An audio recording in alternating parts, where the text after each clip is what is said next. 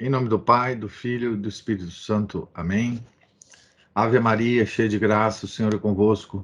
Bendita sois vós entre as mulheres, bendito é o fruto do vosso ventre, Jesus. Santa Maria, Mãe de Deus, rogai por nós, pecadores, agora e na hora de nossa morte. Amém. São José, rogai por nós. São Felipe Neri, rogai por nós. Nossa Senhora de Fátima, rogai por nós. Em nome do Pai, do Filho e do Espírito Santo. Amém. Bom dia a todos. Nós estamos aqui, deixa eu trocar o óculos, na página 115 do livro da biografia de São Pedro Apóstolo, escrita por William Thomas Walsh. Estamos no meio do capítulo, no topo da página 115, né? Desta forma, os fariseus construíram larga parte do povo judeu a um esquecimento da missão para a qual tinha sido ele escolhido. Desta forma, qual forma, né, que nós lemos no nosso encontro passado, né? Da forma em que a religião judaica tinha se transformado, como diz aqui o Walsh, numa espécie de materialismo, né? Uma espécie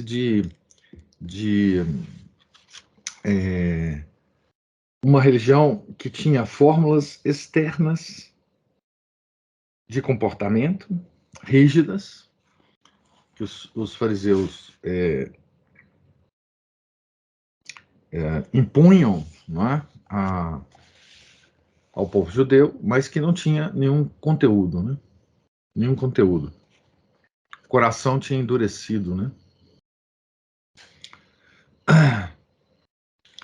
Não deviam os judeus observar simplesmente a lei, letra maiúscula, né? Mas, pelo bom exemplo, preparar todas as nações para a vinda de Cristo. Abre aspas. Vou fazer de ti a luz das nações para propagar minha salvação até os confins do mundo.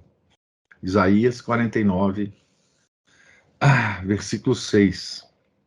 Jonas foi punido por Deus por se ter recusado a exercer esse apostolado com os ninivitas. 2 Reis 14, 25. Aqui também tem uma nota dizendo, ver também São Gregório Magno, Jó 5, versículos 12 a 13, e São Bernardo, sermão 14. A mesma negligência para com a sua alta vocação explica por que tantos judeus se mostraram cegos à sua culminação com o aparecimento de Cristo. A principal culpa disso, como suas palavras indicam, cabia aos fariseus.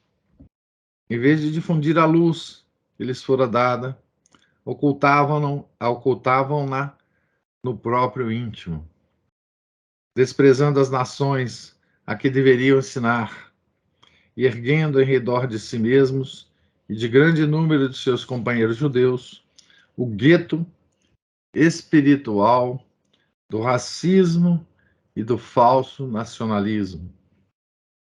Foi a respeito deles que Ezequiel profetizara, abre aspas, ai dos pastores de Israel que só cuidam do seu próprio pasto. Não são os rebanhos os que devem ser apacentados pelos pastores? Minhas ovelhas vagueiam em toda parte sobre a montanha e sobre as colinas. Elas se acham espalhadas sobre toda a superfície da terra, sem que ninguém cuide delas ou se ponha a procurá-las. Eis o que diz o Senhor Javé: vou castigar esses pastores, vou reclamar deles as minhas ovelhas. Ezequiel 34, 2, 6, 10. Então aqui Deus está reclamando que os pastores desistiram das ovelhas, né? Os pastores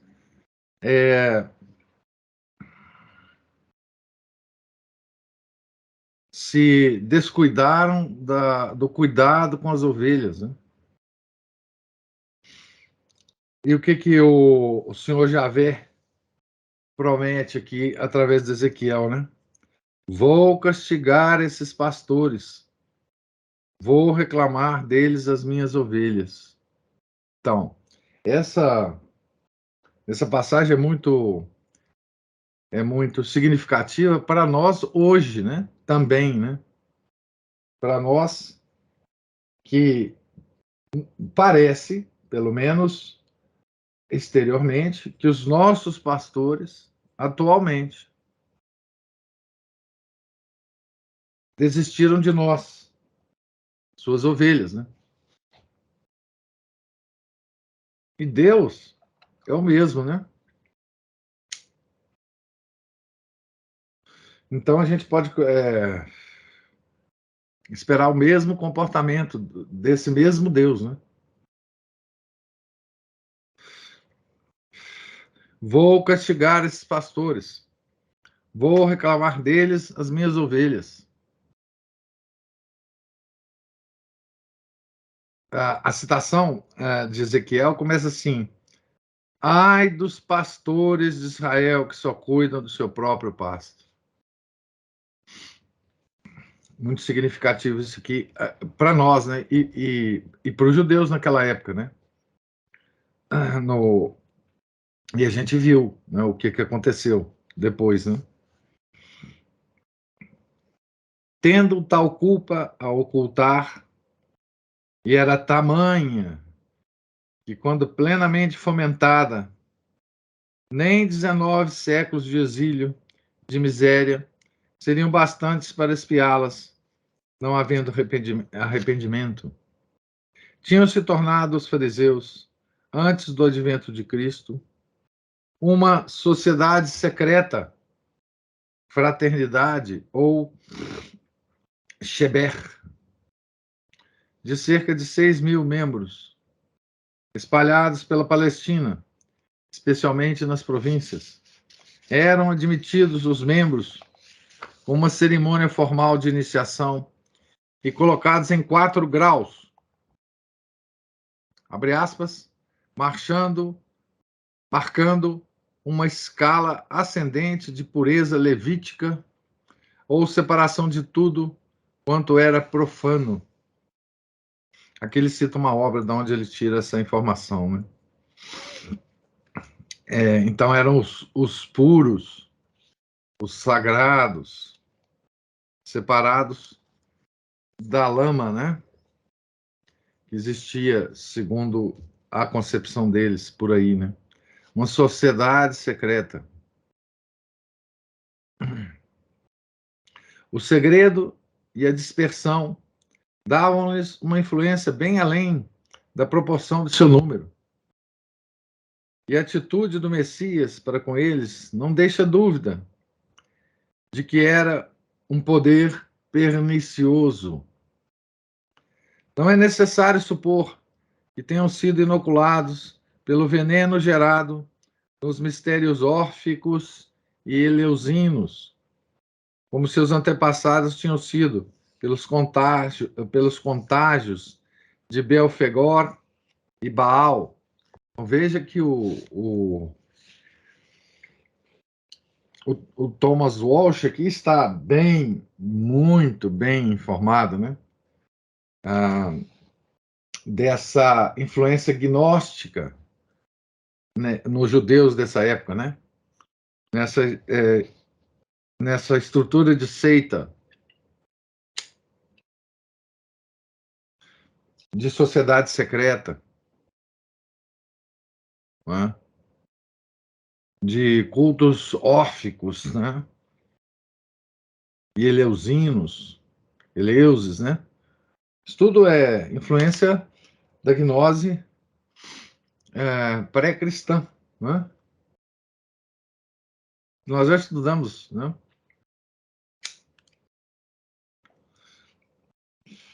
quando lemos e comentamos o livro do professor Orlando Fedeli, né?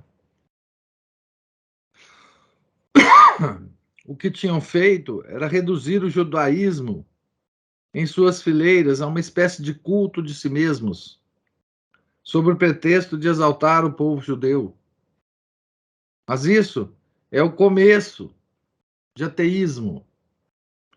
Escondido dentro de tão coletivo culto de si mesmo, na cidade do homem, está o primitivo tentador que disse, abre aspas, no dia em que comerdes da árvore, do bem e do mal, né? Sereis como deuses, fecha aspas. O humanitarismo, pai da heresia e do socialismo, não passa muitas vezes de satanismo disfarçado.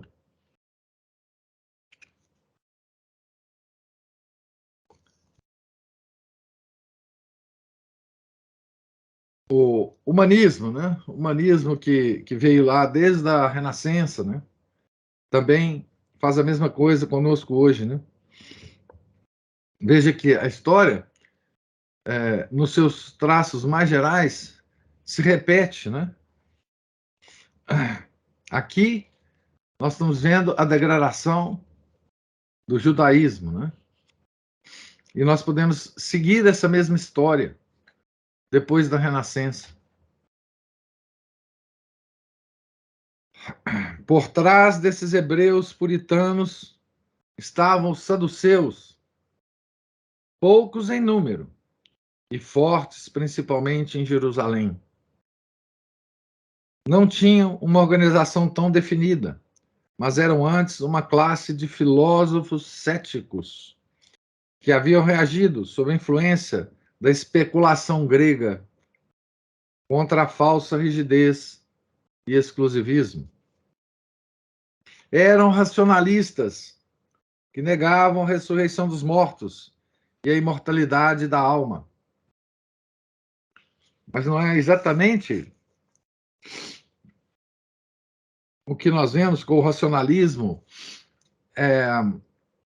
dos iluministas, certo? Negavam a ressurreição dos mortos e a imortalidade da alma. Especulação grega. Eles eram filósofos céticos da filosofia grega já decaída, né? Daquela corrupção da filosofia grega, da grande filosofia grega, né? Fundada por Sócrates, Platão e Aristóteles, que nós já vemos essa corrupção influenciar o povo judeu, né?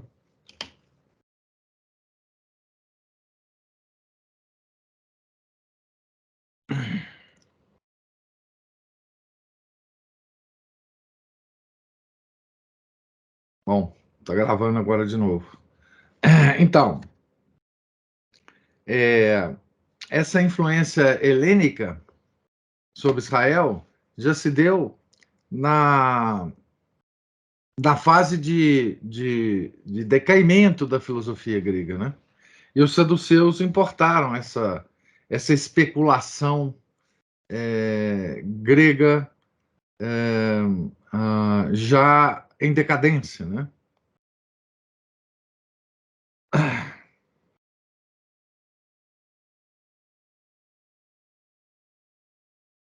Eram racionalistas, né? Os saduceus.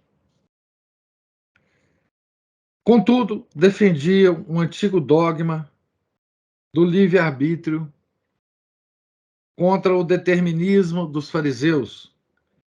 E, a respeito desse assunto e de outros similares, os dois grupos tinham longas e amargas discussões públicas. Os extremos têm, porém, um meio de encontrar-se, e sendo ambos essencialmente materialistas, secularistas, pragmatistas, transigentes, filhos deste mundo, conseguiam os dois grupos trabalhar em estreita harmonia quando estavam em jogo os interesses comuns. Do ponto de vista político, nós podemos encarar esse problema aqui como o problema da esquerda e da direita também, politicamente, né? Se quiserem, vocês podem encarar isso aqui como o problema da direita e da esquerda, do ponto de vista de como que essas duas concepções nasceram a partir da Revolução Francesa, né? Tá certo?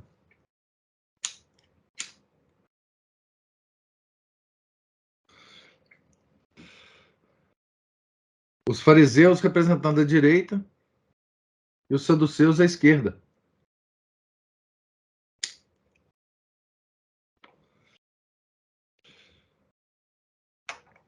Essa análise é muito interessante da gente ver que tanto veja o que ele fala aqui, né? Os saduceus, contudo, defendiam o antigo dogma do livre-arbítrio contra o determinismo dos fariseus. E a respeito desse assunto e de outros similares, os dois grupos tinham longas e amargas discussões públicas. Os extremos têm, porém, um meio de encontrar-se, e sendo ambos essencialmente materialistas, secularistas, pragmatistas, transigentes, filhos desse mundo, conseguiam os dois grupos trabalhar em estreita harmonia quando estavam em jogo os interesses comuns. Foi como a direita francesa se comportou quando a esquerda, os jacobinos, né, varreram a França com aquele terror, né? Depois do terror, né, os girondinos assumiram e fizeram uma espécie de consolidação menos aterrorizante do que os jacobinos tinham conseguido durante a fase do terror, né? Enfim. Assim, os saduceus, quando em exercício, conformavam-se exteriormente com os dogmas e ritos dos fariseus.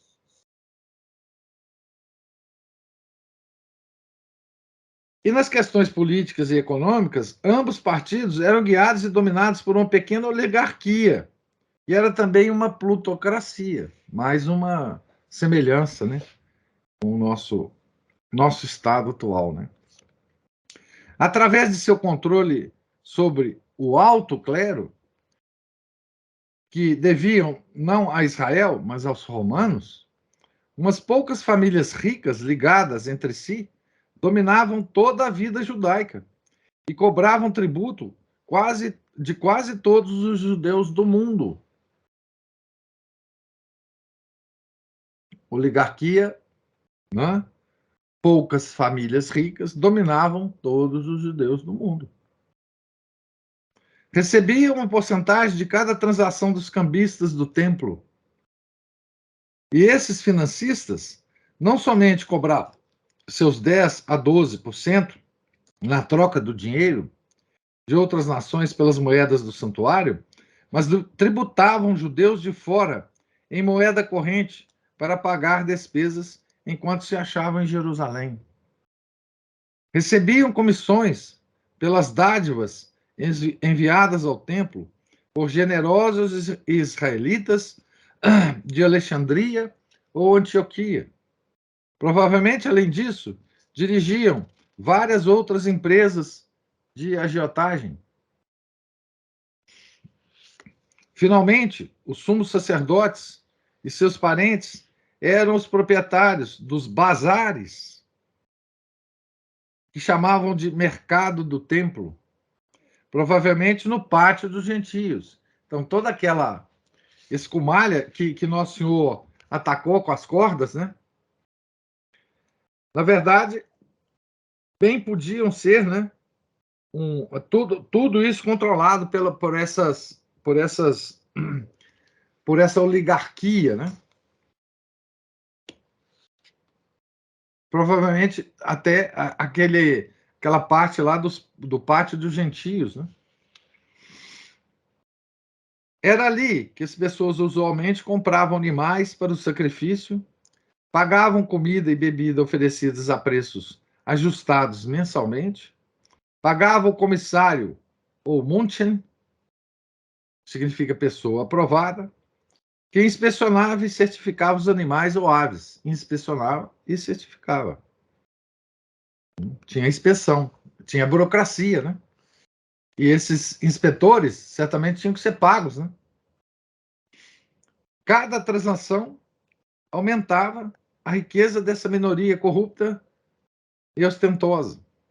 É a eles, e não ao povo judeu como tal, que os 4 evangelistas geralmente se referem quando tratam dos judeus, certo?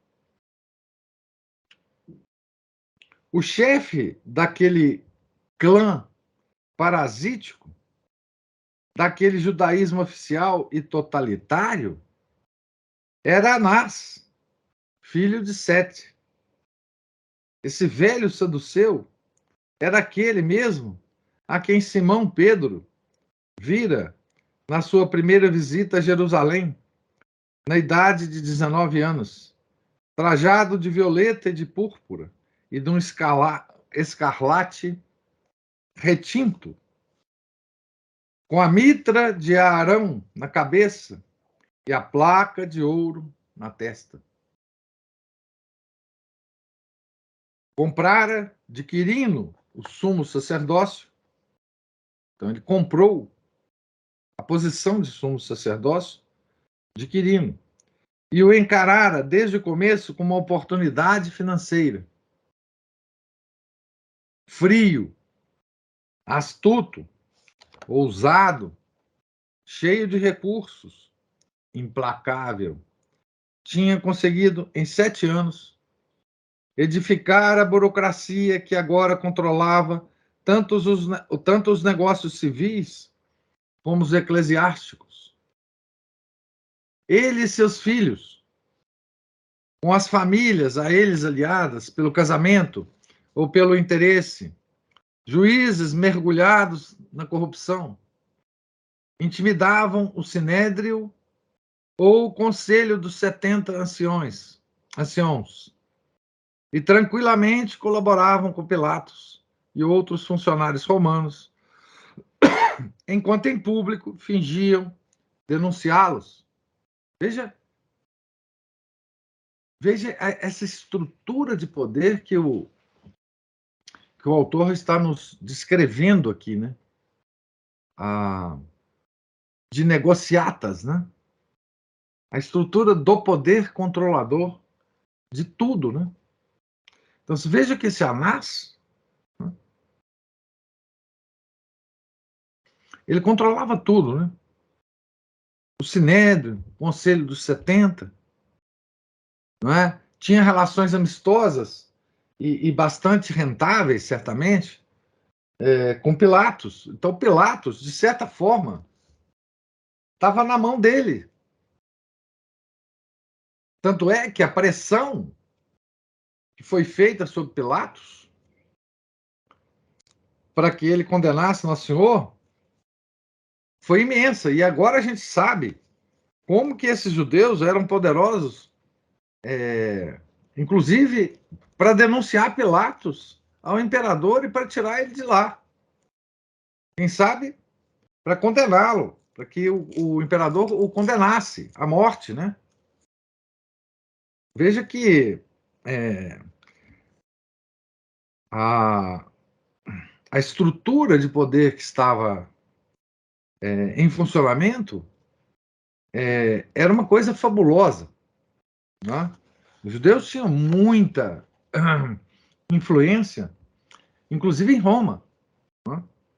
Ele não vai, talvez, descrever isso aqui, acho que não lembro que ele descreva isso, mas a influência dos judeus no Império, dentro da estrutura do Império Romano em Roma, era muito grande também. Então, Pilatos, ele De certa forma, o cargo que ele tinha dependia muito das boas relações que ele tivesse com esse Anás, né? Depois Caifás, né?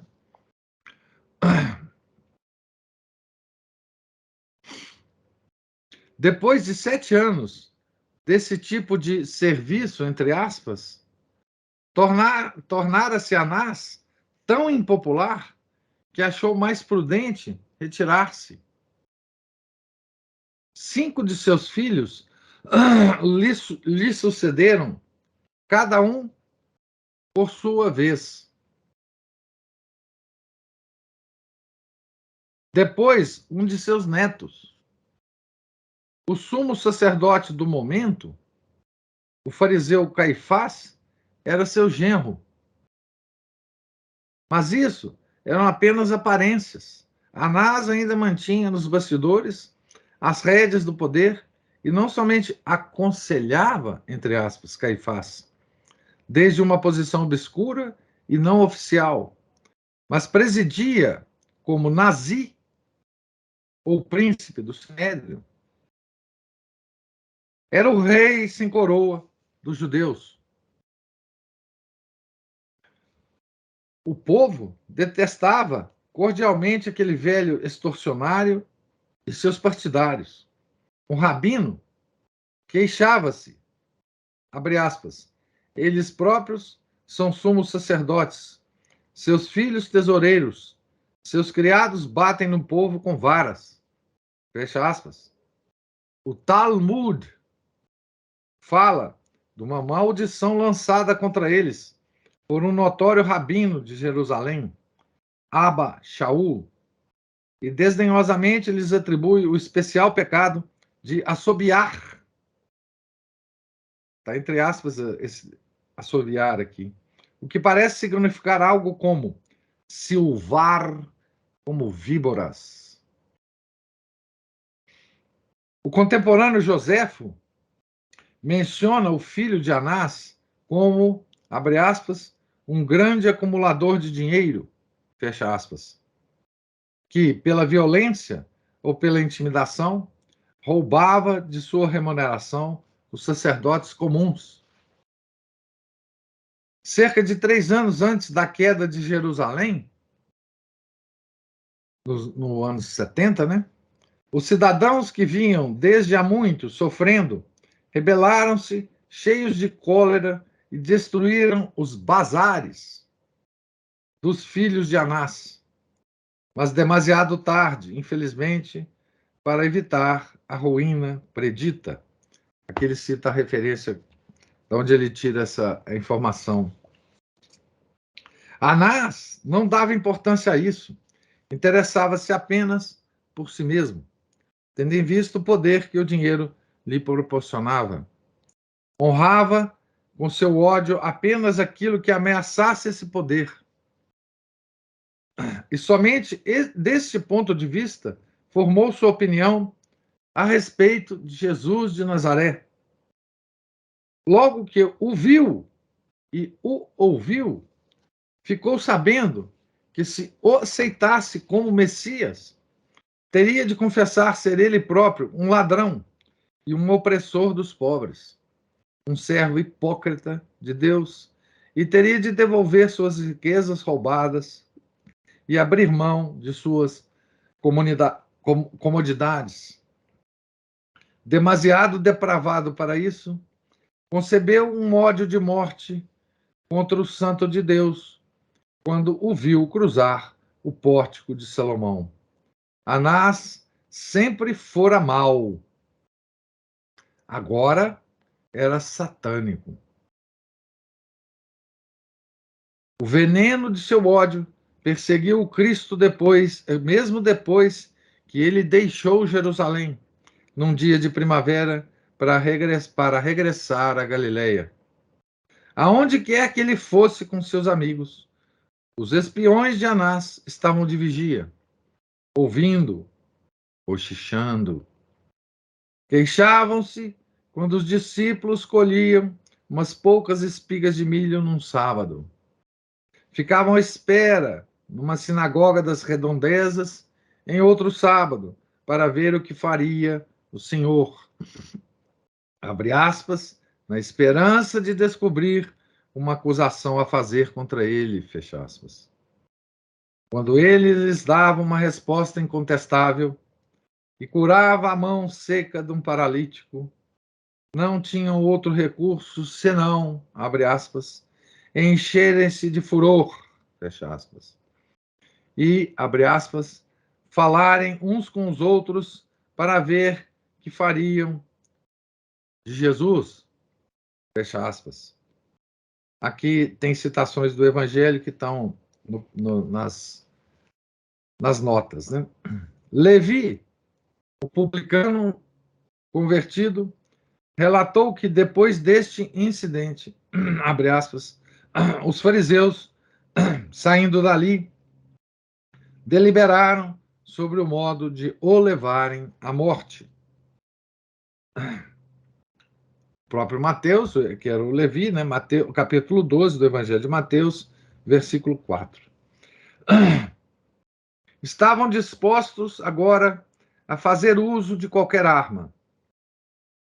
Conspiravam secretamente, mesmo com os herodianos, extremista e corrupta facção dos saduceus, a quem professavam publicamente detestar. Marcos 3, versículo 6. Contra aquele a quem seu antepassado Jacó tinha chamado o desejado das colinas eternas. Então, veja que descrição extraordinária, né, que o Walsh faz aqui, para a gente entender. É claro que Nosso Senhor sabia disso tudo, né? Porque ele era simplesmente Deus, né? Então ele sabia disso tudo. Ele sabia todas essas maquinações, né? Ele previu tudo isso, ele avisava os apóstolos, né, que estava chegando a hora dele, que era para eles acostumarem com a ideia, né? Então, mas veja o poder que estava, então, sobre os judeus, não é? e que estava atento, não é, às movimentações de Nosso Senhor. Não é? Então, nada que Nosso Senhor fizesse, nada que ele realizasse para provar que ele era o Messias, nada disso importava para eles. Esse poder era materialista, era ateu, não é? Isso já não tocava minimamente a esses oligarcas judeus, né? Eles não estavam preocupados mais com a religião, eles não eram mais religiosos, né? Portanto, eles eram absolutamente insensíveis às palavras de Nosso Senhor, né? Então, essa frase é muito significativa que o Walsh fala aqui, né?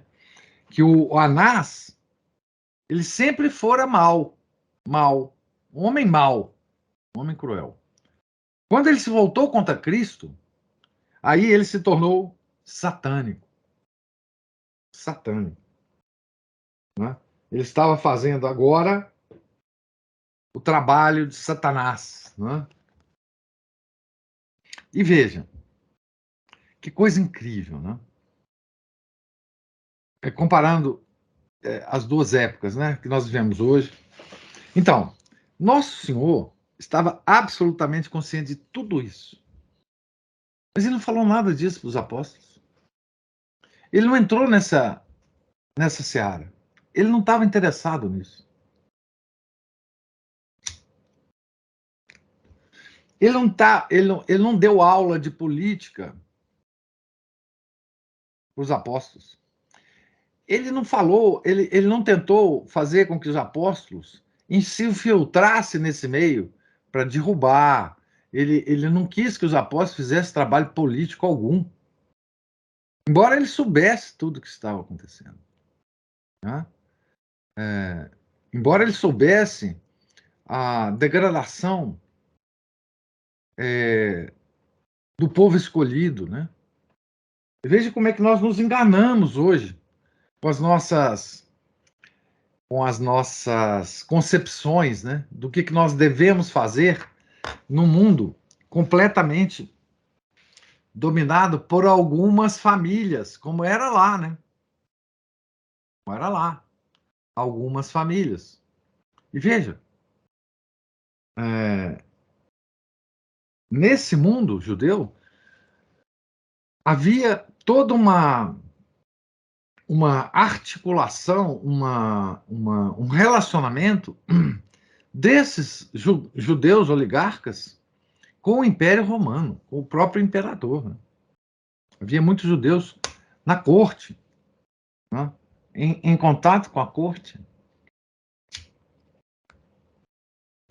Aqueles empregados do Império, né, que estavam na Judéia, tinham que beijar a mão desse pessoal. O Pilatos beijava a mão desse pessoal. Tá certo?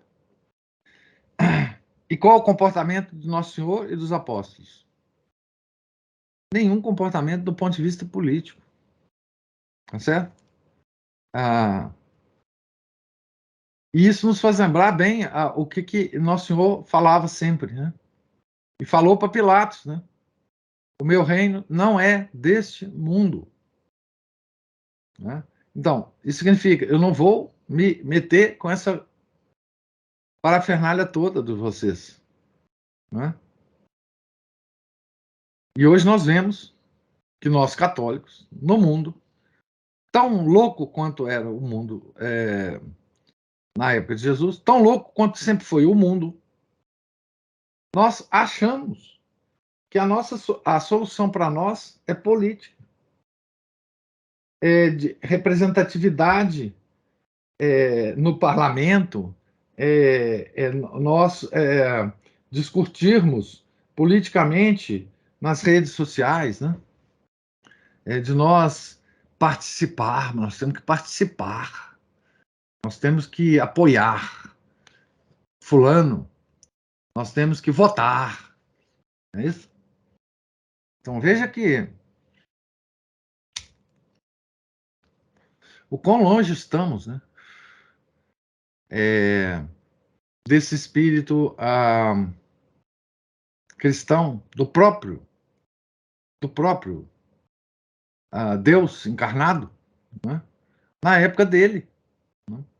Então, esse aspecto, ele não fica claro nos evangelhos, né? Ele não, normalmente, todo esse mundo político não tem descrição, tem vislumbres dele, mas não tem descrição, digamos assim, detalhado nos evangelhos. Por quê? Por que será que não tem? Porque não é importante. Os evangelistas não deram a menor importância para isso. A mensagem deles não era essa. Certo? Não era essa. Não tem nada a ver com isso. Certo? E essa descrição do Walsh é importante para que a gente ambiente as nossas leituras do Evangelho com esse mundo que estava em ação na época de Nosso Senhor. Esse mundão político, social, financeiro, né? Da época de Nosso Senhor. Nosso Senhor sabia de tudo isso. E ele sabia que cada palavra dele, qual que era a ação que ela teria nesses oligarcas, né? Nesses fariseus e saduceus que tinham visões diferentes, mas que estavam todos conjuminados, né? Contra qualquer coisa que se levantasse contra o poder estabelecido deles, né? Tá certo?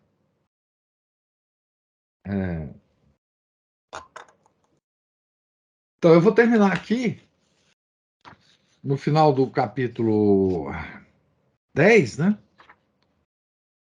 E deixar o capítulo 11 para amanhã.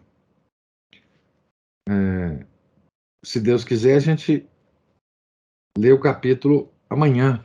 Começa a ler o capítulo 11 amanhã. E agora eu gostaria de saber os comentários de vocês e as perguntas, se existirem. Ana Paula, o casal Ana Paula Márcio levantou a mão aí. Bom dia, professor. Demais. Casal na Paula Márcio foi ótimo. É, Bom, vamos lá. É interessante exatamente isso, como qualquer forma de leitura, meditação, seja aí das escrituras, seja alguma coisa histórica que ambientaliza isso. A gente tem que sempre procurar, né, exatamente como o senhor disse aí, verificar o que era e comparar com aquilo que é e o que a gente pode fazer a respeito disso, né? Já que a história se repete, uma hora, em alguma ocasião, ela vai se repetir com a gente também. Pelo menos alguns aspectos, se não todos, né? E é interessante. Tinha uma coisa mais que eu ia falar, mas eu acabei esquecendo. Eu ia anotar aqui umas 3, 4 coisas, mas vamos lá. O que eu lembrar então. É interessante que essa estrutura, né? Tem um conhecido meu que chama esse pessoal aí de a tribo, para poder não aparecer nas redes ou nas conversas e não acabar tendo algum problema. Então é interessante como é que a tribo ela impõe nessa tribo aí dos fariseus, saduceus, etc. Essa tribo impõe o esquema deles, econômico, social, político. Muita gente embarca nisso, né? Nosso Senhor sabia, assim como a gente viu pela história, que simplesmente não se sacode o jugo da tirania, da barbárie, do paganismo, de uma vez só com nenhum terrorismo, guerrilha, golpe de Estado, nem nada disso, mas com a lenta conversão de todas essas pessoas, seja de baixo para cima, seja de cima para baixo, que essas coisas naturalmente tendem a cair, assim como eles também corromperam as sociedades, né, onde eles estiveram, e foram carcomendo aquilo como cupim até que aquilo virou pó, né? Então o esquema também tem que ser reverso dessa forma. A gente viu assim os bárbaros na Idade Média saqueavam, matavam, estupravam, queimavam e de repente começaram a ser catequizados e aquilo acabou. Né? Seria o mesmo caso se eles aceitassem a mensagem do Nosso Senhor, isso teria acontecido com eles também e o mundo teria sido outro. Mas aí o senhor, nessa leitura aí, foi interessante como é que o senhor descreveu a maior parte das capitais do mundo, principalmente do mundo ocidental, né?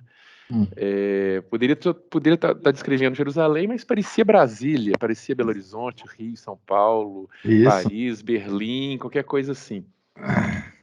Né? E aí as pessoas também elas têm que parar. Isso ajuda demais para poder entender, né, o contexto ali dos evangelhos, mas também elas precisam parar e ver ali também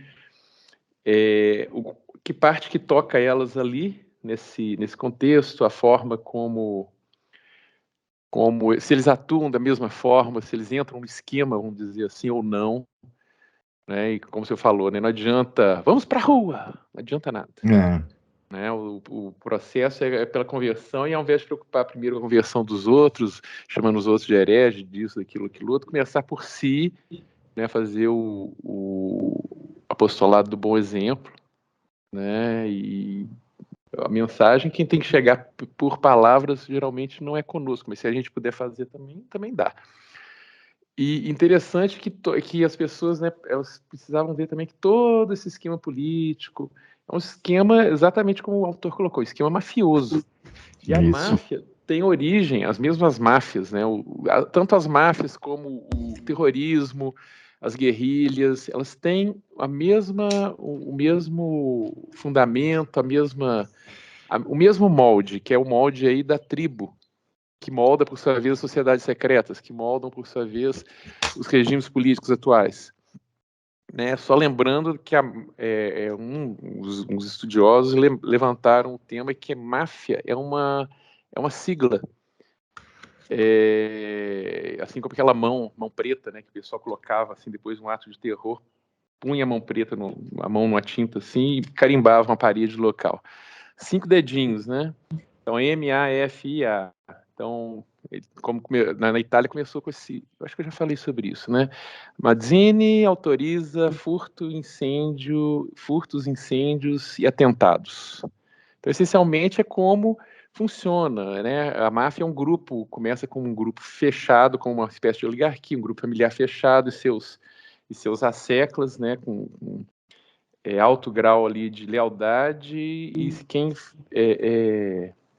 não cumprir esse voto de lealdade acaba morto, acaba proscrito e tudo mais, né? Bom, é isso que eu tinha de falar. E tinha mais alguma coisa, mas eu me esqueci.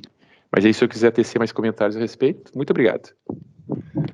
Muito bom, Márcio, muito bom os seus comentários, muito. E é curioso, né? Porque a gente leu hoje o esquema global, né? Mas a gente pode muito bem pensar, né? Num judeu de Jerusalém comum, né? Como é que ele era? Como é que era a vida dele, né? Provavelmente ele via esse poder, né? Esse poder que estava sobre ele, né? Como é que ele reagia a isso? Como é que era a prática religiosa dele, mesmo sabendo disso, né? A prática religiosa dentro do judaísmo, né? Por exemplo, ele chegava no templo, ele via toda a ostentação, né? Ele via todo aquele aparato, né? E como é que ele fazia, né? Pensar que o judeu entrava no templo e para fazer as suas orações, né? Via o Santo dos Santos. Como é que ele fazia, né? E para isso a gente tem um vislumbre no Evangelho, que é aquela parte em que o publicano e o fariseu estão fazendo as orações, né? Veja que coisa incrível, né? Até naquele momento era possível ser piedoso, era possível fazer uma oração a Deus que pudesse chegar no coração de Deus. E quem fez essa oração, quem é que fez a oração que Nosso Senhor julgou como a boa oração? Foi o tal publicano, foi esse cara que era serviçal do Império Romano, que cobrava os impostos. E quem fez a oração má, né? O fariseu, certo? Então, por aí se vê o seguinte, que Deus estava muito atento, Nosso Senhor estava muito atento ao a consciência interna de cada um. O publicano, socialmente, era pela visão popular, ele era o mal, o mal. E o fariseu era aquele que mantinha a religião, é aquele que tinha a aprovação, o selo social, né? E veja que perante Deus, Deus estava exatamente vendo ao contrário, que o publicano é que estava fazendo a oração correta e o fariseu não, né? Então, aquele publicano, apesar de ele participar de toda a estrutura da sociedade e de ganhar a sua vida com o seu dever de Estado lá, que é cobrar impostos do povo, internamente, esse homem ele era visto com bons olhos por Deus. Certo? Agora, o fariseu é diferente, porque o fariseu participava dentro da estrutura desse poder. Né? O publicano não, o publicano estava tentando ganhar a vida. Estava tentando ganhar a vida. O publicano, na época, era a lama social. Todo mundo odiava o publicano. O fariseu não, o fariseu era admirado. Né?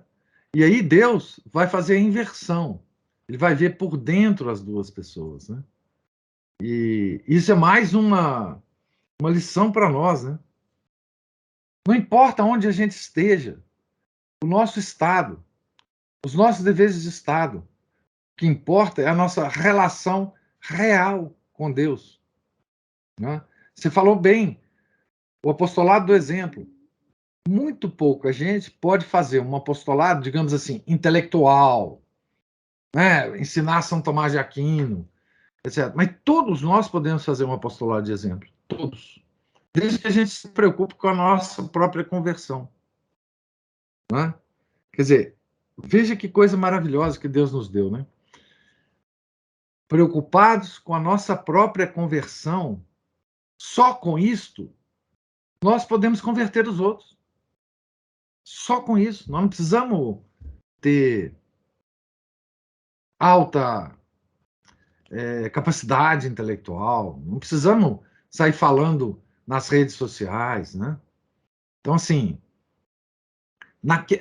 se a gente pensasse como a gente pensa hoje e vivesse naquele tempo, a gente ia achar que o mundo ia acabar.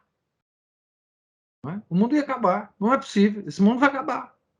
Porque não é possível. Essa estrutura, esse negócio. Se tivesse rede social lá, na época, nós já estávamos loucos. E o que faziam lá os judeuzinhos, os publicanos, aqueles que acreditavam, os piedosos?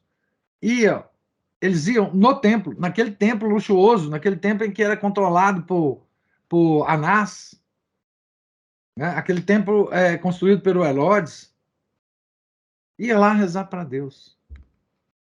Certo? Só se preocupava com isso. Muitos deles até podiam saber de algumas informações sobre corrupção, etc, etc. Mas eles não se preocupavam. Eles tinham confiança em Deus. Né? E que é isso que nos falta hoje, né? Isso nos falta hoje. Então, hoje nós ficamos preocupados. Não que isso não possa ser uma boa preocupação e um interesse da gente saber. Mas a gente fica preocupado ao extremo, até ao nível da neurose, com as grandes famílias que controlam o mundo. Certo? Os globalistas que querem fazer isto ou aquilo. Aquele que quer implantar chip na gente. Não sei mais canta papá. Tá certo? Mas nós nos despreocupamos com o aspecto absolutamente fundamental. Que assim, contra essas pessoas nós não vamos poder fazer nada nunca. Mas a nossa relação com Deus, ela pode melhorar muito. Né? Ela pode melhorar muito. Porque o próprio Deus encarnado, na época que tinha esse tanto de coisa acontecendo no mundo, ele não se preocupou com isso. Ele não se preocupou com isso. Né? A vontade dele era firme. E ele sabia que ninguém pode controlar um coração determinado. Né? Pode sofrer. Sofrimento é uma parte da nossa vida. Mas a nossa vontade ninguém controla. E foi isso que ele passou para os apóstolos. Ele não falou, ide e vai para Roma e toma o poder lá, o Senado, etc. Não, ide e ensinai. Tudo que eu ensinei para vocês. É isso. E é isso que muda o mundo. Né? Independente do poder temporal, independente de quem está contra nós. Tá certo? Os cristãos primitivos nunca se preocuparam com isso. Certo? Porque eles tinham fé em Deus. Né? É simplesmente assim, né? Agora, essa coisa da máfia eu não sabia, não, Márcio. Essa sigla aí eu não sabia, não. Foi ótimo. Essa informação é ótima. E veja, quando eu falo para você... Outro dia eu falei uma frase, num dos nossos apostolados, que a gente está rodeado de sociedades secretas. Porque é o que eu digo sempre. O sistema de poder temporal, ele só se faz através do esquema de sociedade secreta.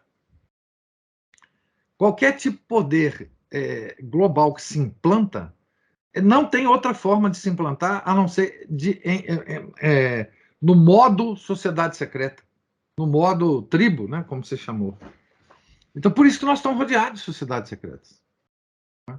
Por causa da estrutura mesmo do sistema demoníaco. Não existe outra estrutura. O demônio é muito pouco imaginativo. Né? Mas levantaram a mão aí o casal, né? Eu imagino casal Ana Paula Márcio. Professor, sobre a sigla, né, porque o Mazzini era um maçom de altíssimo grau, né, até trocava cartas com o Albert Pike, lá dos Estados Unidos. Gabonazzi. Né, então tem ali o Mazzini, autorizza, furtincendi, tem as opções de avenelamento, eu não me lembro exatamente que é italiano, né, ou então attentati. Mas a gente pode trocar o primeiro M de Mazzini por maçonaria, né, maçoneria. Pode. Então dá na mesma. Exatamente como a máfia mesmo, ela começou como um grupo terrorista e guerrilheiro, e eles funcionavam do mesmo jeito como eles funcionavam, como a gente via nos filmes, cobravam extorsões. Bem parecido. Os jacobinos da Revolução Francesa, mesma coisa. Mesmíssima coisa. Então a gente vê um padrão repetitivo nisso aí que... A máfia russa, os clubes Bilderberg, os clubes dos globalistas, mesma coisa. Exatamente. Eles sobem...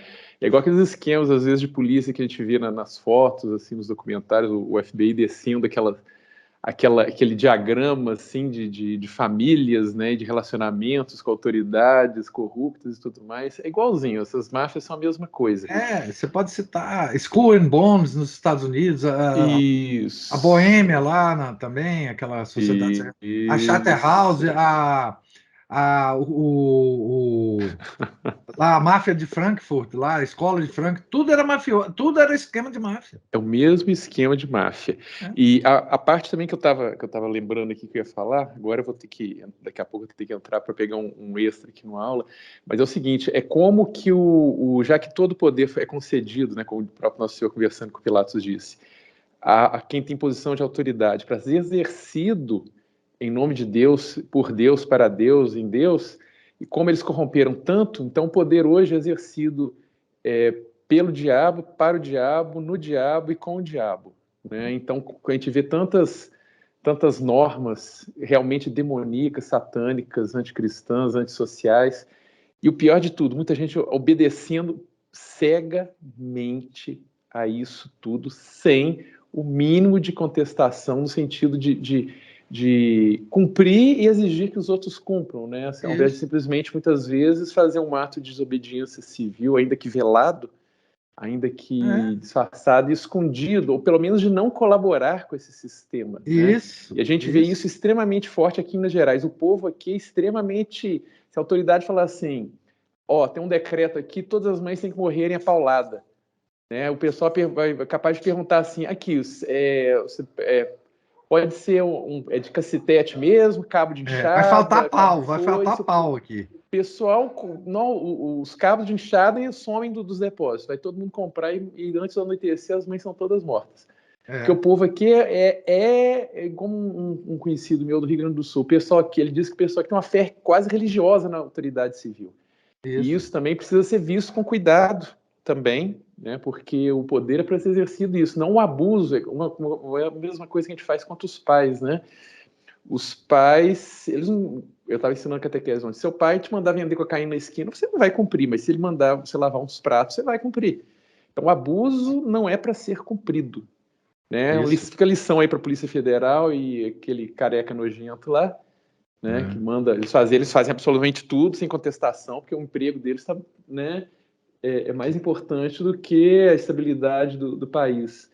E das instituições, né? E não é muito diferente desse pelvinho aí, né? Que não queria perder uma boquinha em Jerusalém Antiga, né? Então, beleza. Obrigadinho, professor. Isso mesmo. Muito boa análise. Isso mesmo. É isso mesmo que acontece. Enfim. Isso acontece também com as análises atuais, né? De alguns católicos sobre a relação nossa com o Estado hoje.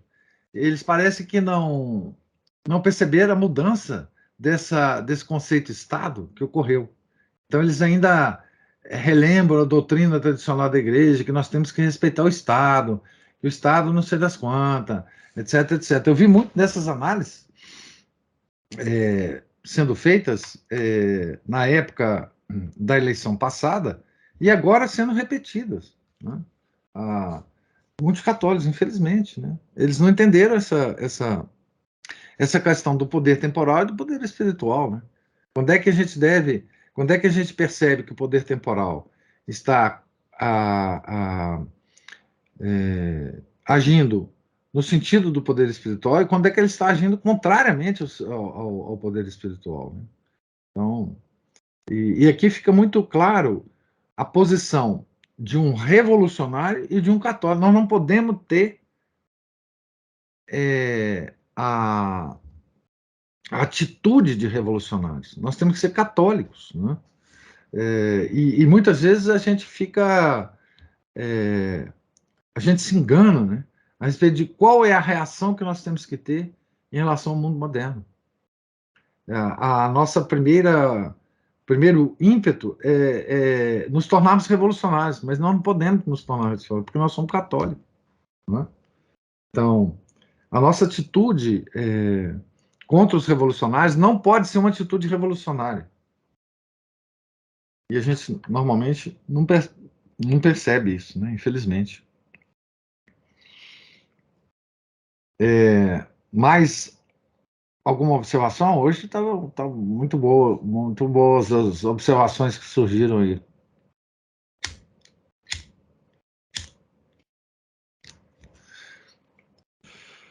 Então, não havendo mais observação, Deus lhes pague a paciência, a presença, as observações. Tenham todos um santo dia. Fiquem com Deus. Em nome do Pai, do Filho e do Espírito Santo. Amém. Ave Maria, cheia de graça, o Senhor é convosco. Bendita sois vós entre as mulheres, e bendito é o fruto do vosso ventre, Jesus. Santa Maria, Mãe de Deus, rogai por nós, pecadores, agora e na hora de nossa morte. Amém. São José, rogai por nós. São Felipe Neri, rogai por nós. São Pedro Apóstolo, rogai por nós. Nossa Senhora de Fátima, rogai por nós. Em nome do Pai, do Filho e do Espírito Santo. Amém.